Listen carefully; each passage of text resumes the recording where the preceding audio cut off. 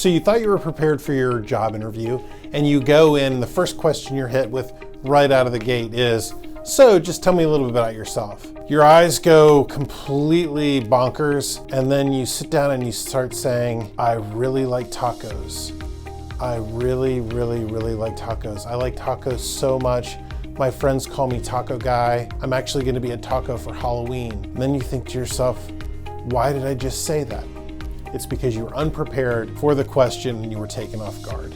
And therefore, tacos came to mind. So in this video, I'm gonna take care and remove the tacos from your head. When you get into this question, I'm gonna teach you how to answer this question so you can do an effective job at it. I'm gonna go through in this video the reason the interviewer is asking that question. There's 3 reasons, and they're important to know because it's good to know the theory. Secondly, we're gonna go over kind of a strategy for answering it and then kind of a more advanced strategy.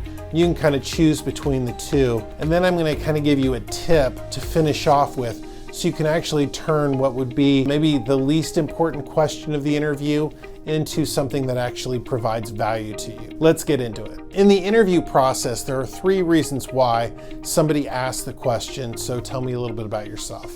The first is, if you look at the normal standard interview process, generally it's an hour long. The interviewer will spend 50 minutes with a prospective candidate for the job, and after that 50 minutes, they'll take the person to the door, and then they'll have a very brief amount of time to write down their notes and evaluate the person before they have to greet the next person and bring them into the interview. The problem with this is if you line up several interviews, you begin forgetting who is who. You've seen the resume, most likely you looked at it the week prior when you scheduled the interviews and haven't really touched it since. So when that person comes in, the first thing you want to do is you want to kind of refresh yourself on the person's resume rather than sitting there and then reading over their resume in front of them.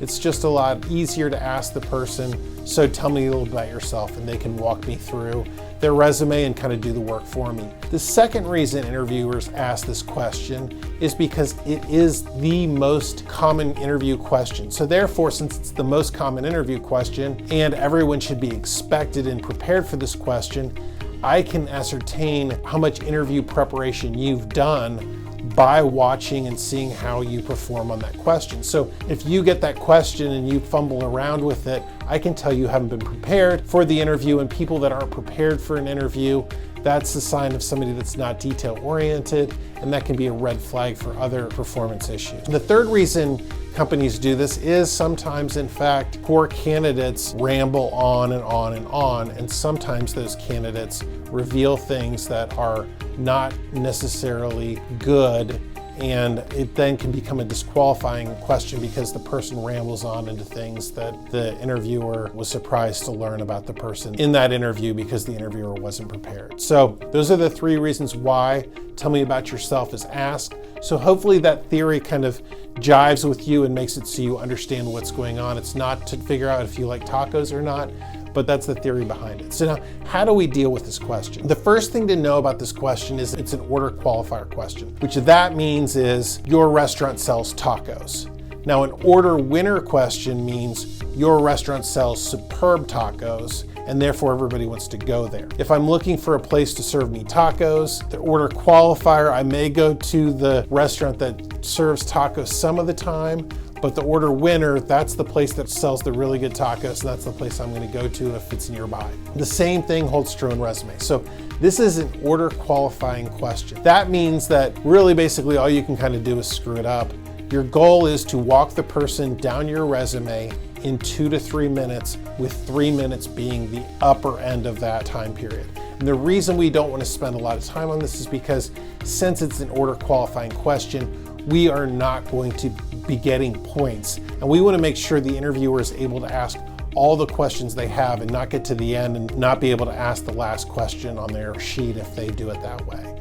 So we want that person to be able to go through their whole slew of interview questions, and we want to spend this time on the other questions that we're going to be answering later. That's an important part to note, 2 to 3 minutes. Now, what are you trying to do in that 2 to 3 minutes? Well, really, ideally, the person's goal is for you to walk them down the resume. So you really want to stay focused on what they would want out of you for this job function. So you're going to really walk them through your resume, ideally your most recent and most relevant work experience. Then you may go into some of your educational background and other accomplishments you have, but really you want to focus on your work experience and how that relates to this position. Now, it could be that the position you're applying for is more relevant to a job you had 5 years ago, and then you're going to want to bring that up and make sure that you get that across to that interviewer. That's an important piece, to realize, is like you are trying to kind of set the stage for the overall interview. Now, if you want to go more advanced, there's a theory called past, present, future. Past, present, future is you kind of go over, when you're telling them about yourself, the past of your past work experience, what you're trying to accomplish currently by why you want this job, and then your future goals, so that you can kind of give them kind of a complete picture of what you're doing. Either way, you're fine. The advanced is probably slightly better, but either way, if you feel like that puts too much pressure on you answering this question, then I would just leave with going down my resume. Now, the tip that I want to give to you all is, at the end of this question,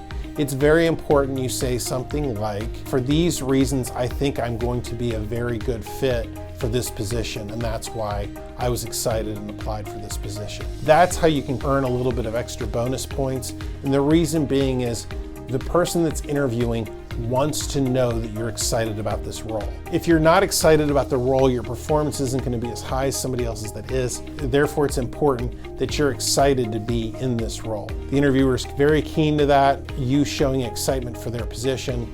So therefore, that's why you want to use that kind of segue in, because it's likely that in other questions you won't be able to get that in, and it may seem kind of disingenuous at the end of the interview when you're shaking hands to leave to say, I'm very excited about this position. It's better if you're doing it kind of up front. That's how we answer this question. So hopefully that's been helpful for you all. Please click the subscribe button if you'd like other helpful interview and career tips like this one. And as always, have a great day. I like lettuce and cheese on my tacos. I like hard shell tacos. I like soft shell tacos. Well, we only have maybe 5 minutes left until I've got to start the next interview. So maybe we should get into one of the other questions now. I like taco salad too.